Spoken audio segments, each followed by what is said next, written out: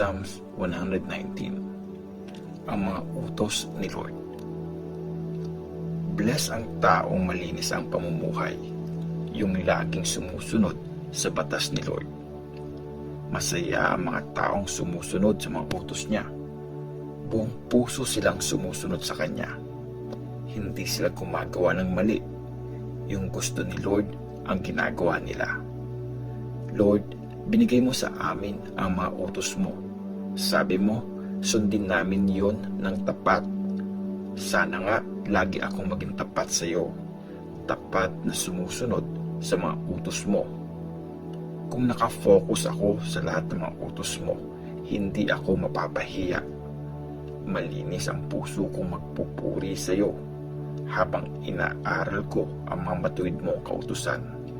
Susundin ko ang mga utos mo. Please, huwag mo akong iiwan. Buong pusong sundin ang utos ni Lord. Anong gagawin ng kabataan para laging malinis ang buhay niya? Sundin niya dapat ang iyong salita. Buong puso akong mag-worship sa iyo. Huwag kang papayag na lumayo ako sa mga utos mo. Nilagay ko sa aking puso ang salita mo para hindi ako magkasala sa iyo. Purihin ka, O Lord. Ituro mo sa akin ang mga utos mo. I-declare ng mga labi ko lahat ng kautusan na sinabi mo. Mas masaya akong sundin ang mga utos mo kaysa yumaman ako ng todo. Inaaral kong mabuti ang mga teachings mo. Nakafocus ako sa iyong mga turo. Masaya ako sa mga utos mo.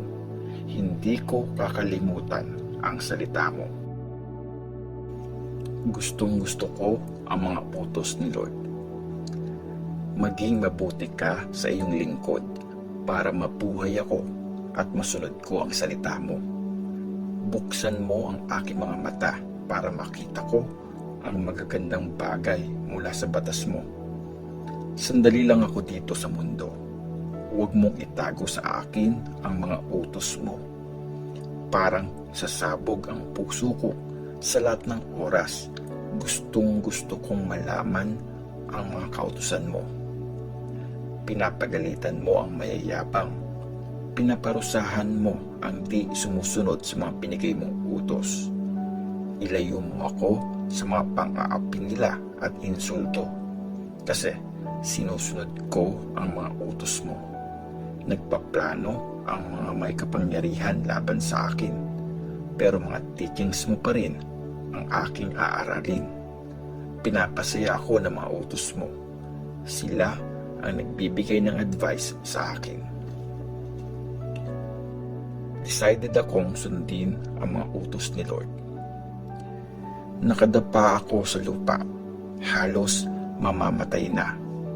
Palakasin mo ako gaya ng iyong pangako. Sinabi ko sa iyo ang mga ginawa ko at sinagot mo ako. Ituro mo sa akin ang mga utos mo. Tulungan mo akong maintindihan ang iyong mga utos. Mga magagandang bagay na ginawa mo, aaralin ko. Hinang-hina ako sa sobrang lungkot. Palakasin mo ako gaya ng pangako mo. Ilayo mo ako sa maling daan. Dahil mabuti ka, ituro mo sa akin ang iyong batas. Nag-decide akong maging masunurin.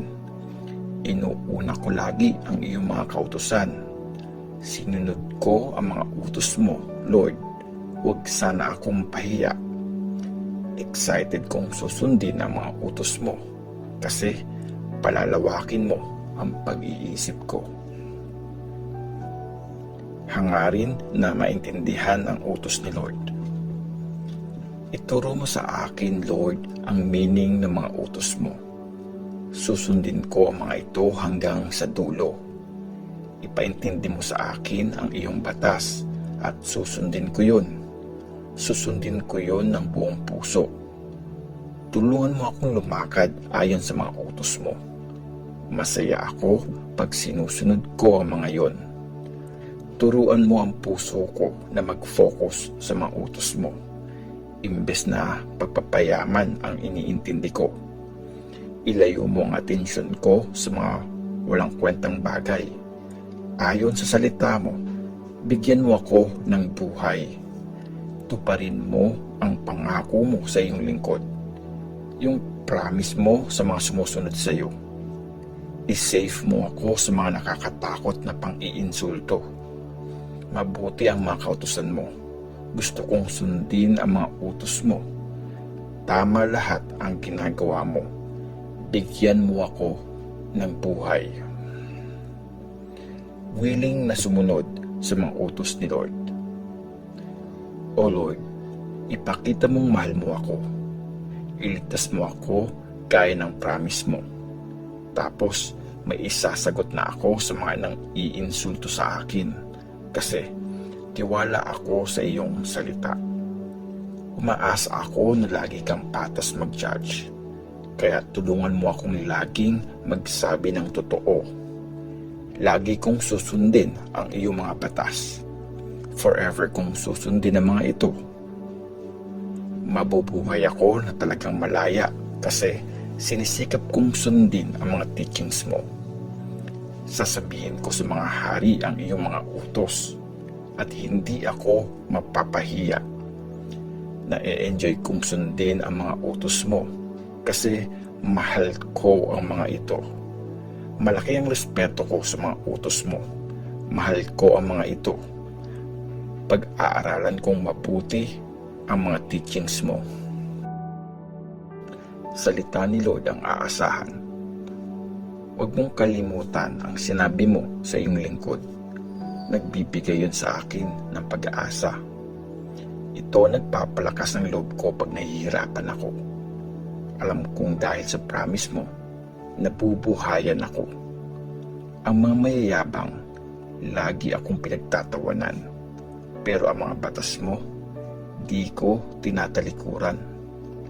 Pag naaalala ko ang mga kautosang sinabi mo nung dati pa, Lord, napapanatag ako.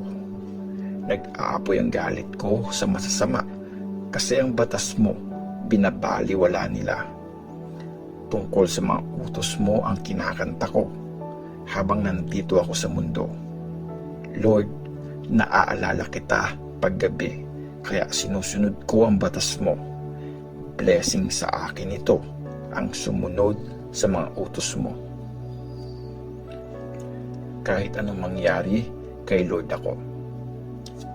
Ikaw ang lahat sa buhay ko, Lord. Promise, susundin ko ang mga salita mo. I-bless mo ako. Ito ang sigaw ng puso ko. Maawa ka sa akin kasi yun ang promise mo. Pinag-isipan ko kung paano ako namumuhay at nag-decide akong sundin ang mga turo mo. Susundin ko ang mga kautusan mo. Gagawin ko na yun. Di na i-delay. Kahit itrap pa ako ng masasama, hindi ko kinakalimutan ang batas mo. Bumabangon ako sa hating gabi para purihin ka. Kasi patas ang mga hatol mo.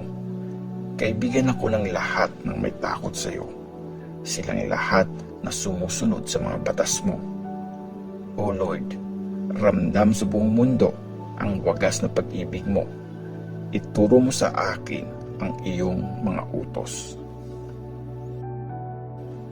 Turuan mo ako, Lord.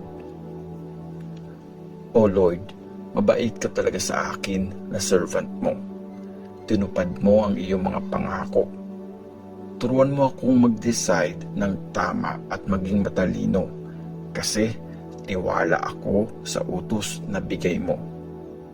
Bago mo ako pinarusahan, pasaway ako.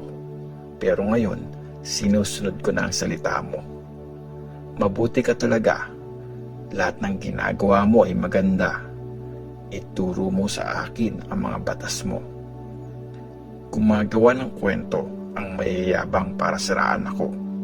Pero buong puso ko pa rin sinusunod ang mga tinuro mo. Walang alam ang mayayabang na yun.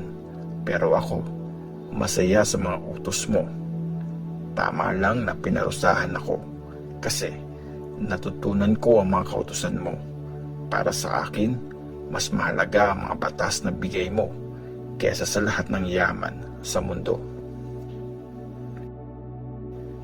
Yes, Lord, tapat ka. Ikaw ang nag-create at gumawa sa akin. Bigyan mo ako ng talino para maintindihan ko ang mga utos mo. Makikita ako na may takot sa iyo at magsasaya sila. Kasi sa salita mo ako umaasa. Lord, alam kong matuwid kang mag-judge. Tapat ka, kaya tama lang na disiplinahin mo ako. Iparamdam mo sa akin ang wagas na pag-ibig mo para maging panatag ako. Diba, yun ang promise mo sa servant mo? Maawa ka sa akin para mabuhay ako. Kasi masaya ako sa batas na binigay mo. Ipahiya mo ang mayayabang na naninira sa akin. Basta ako, magme-meditate sa mga salita mo. Papuntahin mo sa akin ang mga nag-worship sa iyo para malaman nila ang mga utos mo. Masunod ko sana lahat ng mga kautusan mo para hindi ako mapahiya. Kailan mo ako tutulungan, Lord? Lord, pagod na ako sa kakahintay na isave mo ako. Umaasa ako sa salita mo. Namuti na ang mata ko kakahintay sa promise mo. May tanong ako. Kailan mo ba ako tutulungan? Wala na akong silbi. Parang lumang lalagyan ng alak.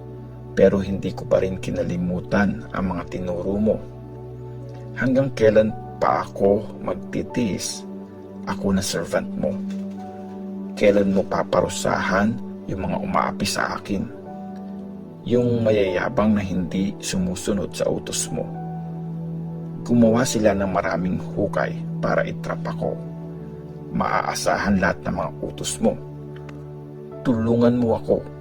Pinapahirapan ako at sinisiraan ng mga tao. Muntik na nila akong mapatay. Pero di ko pa rin tinalikuran ang mga utos mo.